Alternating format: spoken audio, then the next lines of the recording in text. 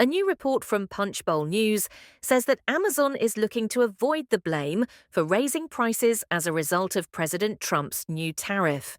It was supposed to be just another move in a trade war, another volley in a tariff battle that had already rocked supply chains, unsettled economies, and reshaped corporate strategy across the globe. But this time, something snapped. Amazon did not respond with a press release. It did not send a spokesperson. It did not ask for an exception. It moved, not quietly, not symbolically, but strategically. And now the shockwaves are starting to hit. For a company that once defined American e-commerce, the future is no longer centered around the United States. Reports are emerging that Amazon is shifting its global headquarters out of the country altogether, setting up a new command center in the United Arab Emirates, an economic oasis far removed from the tariff hammer now falling in Washington. It is not a stunt. It is not political theater. It is economic survival. And the one man caught flat-footed is the one who fired the first shot. Donald Trump built his second trade war on boldness, a fresh round of tariffs on everything from smartphones to sneakers, 145% duties on key Chinese goods. And just in the last few moments, the BBC has confirmed that US tariffs against China add up to 145%. That is, on top of that, is including the existing 20% tariffs that were already imposed on the country. A 10% baseline tariff on nearly every import, a threat of 25% levies on Apple.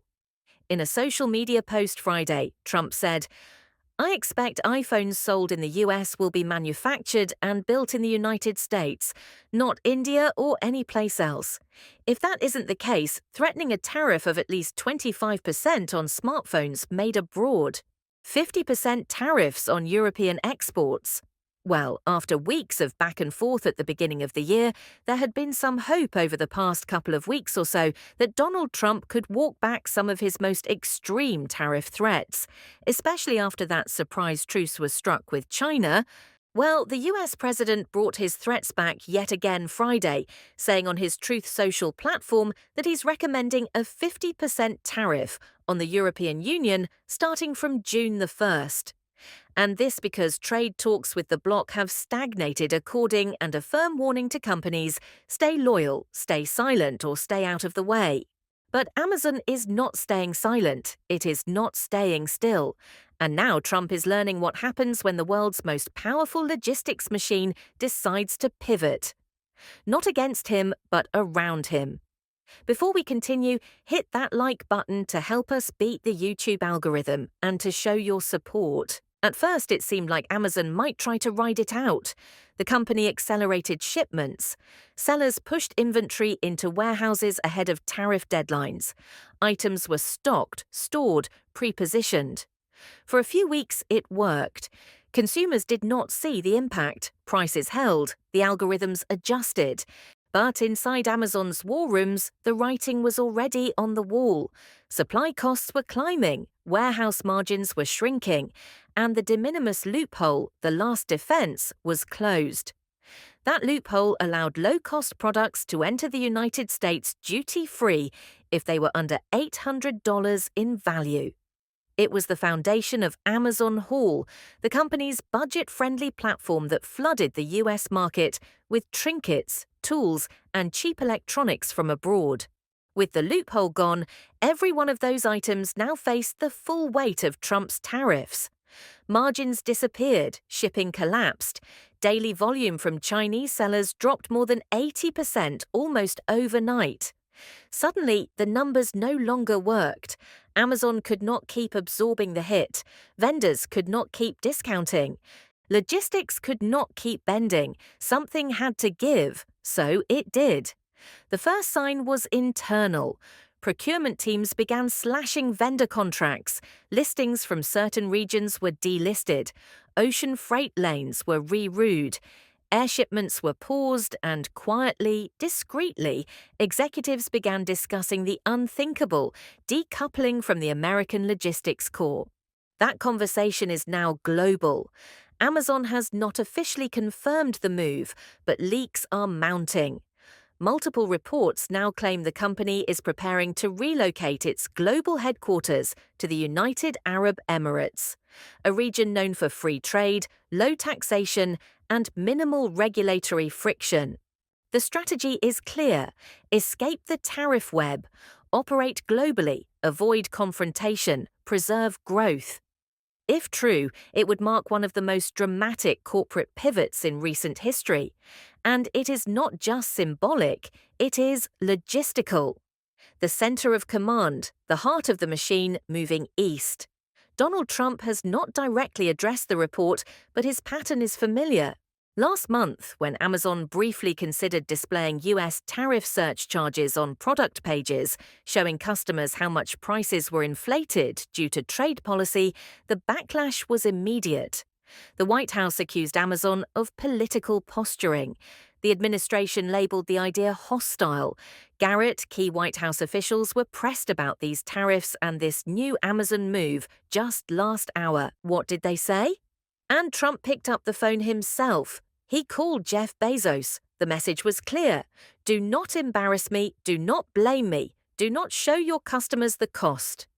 Amazon backed down. The pricing display was cancelled. Trump praised the reversal. He told reporters that Bezos was very nice and had solved the problem very quickly. The moment passed, but the truth remained.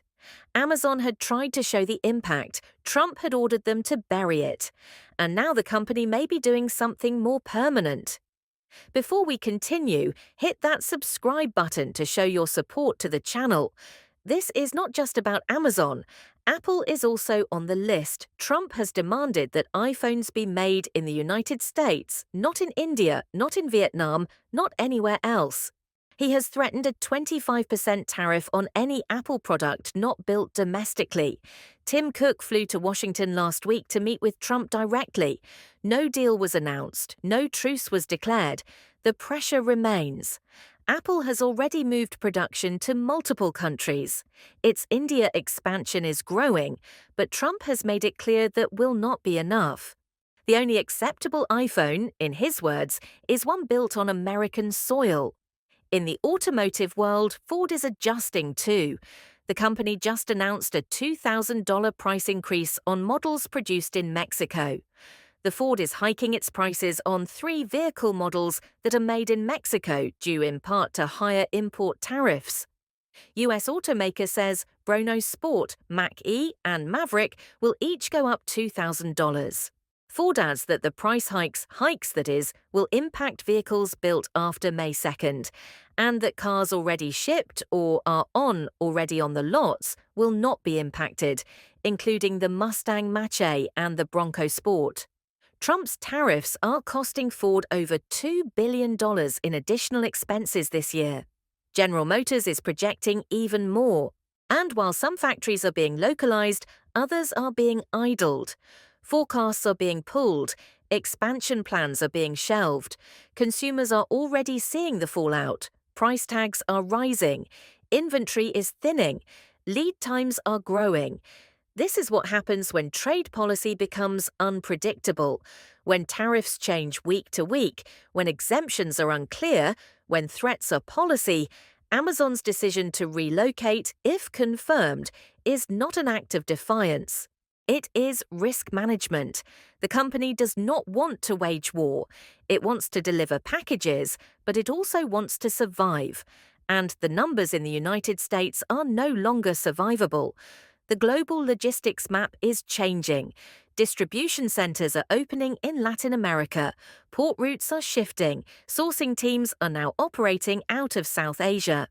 The core of Amazon's machine is no longer tied to any one geography, and Trump's tariff wave is accelerating that evolution. Ironically, this may be the outcome Trump feared most. Not companies resisting him, but companies moving on without him. Quietly, strategically, permanently. The political cost could be high. Trump has made economic nationalism a cornerstone of his campaign, bringing jobs back, forcing companies to stay, using tariffs as leverage. But when the largest retailers in the world begin leaving, even subtly, that narrative begins to crack. The public has not yet felt the full effect. Amazon's advanced stockpiling masked the price hike. Temporary warehouse maneuvers have delayed the impact, but by summer, the shelves will tell a different story. Prices will rise, selection will shrink, shipping may slow, and shoppers already stretched will begin to ask why. Amazon will not say much, but Trump may have to, because if more companies follow this path, shifting operations, rewriting contracts, reconsidering their US footprint, the fallout will not just be economic, it will be political. This is not about ideology, it is about math. If the cost of staying outweighs the benefit, companies will leave. They always have, they always will. Tariffs can shape behavior, but they cannot force loyalty. Amazon's rumored relocation is not an act of rebellion. It is a warning, and it is just the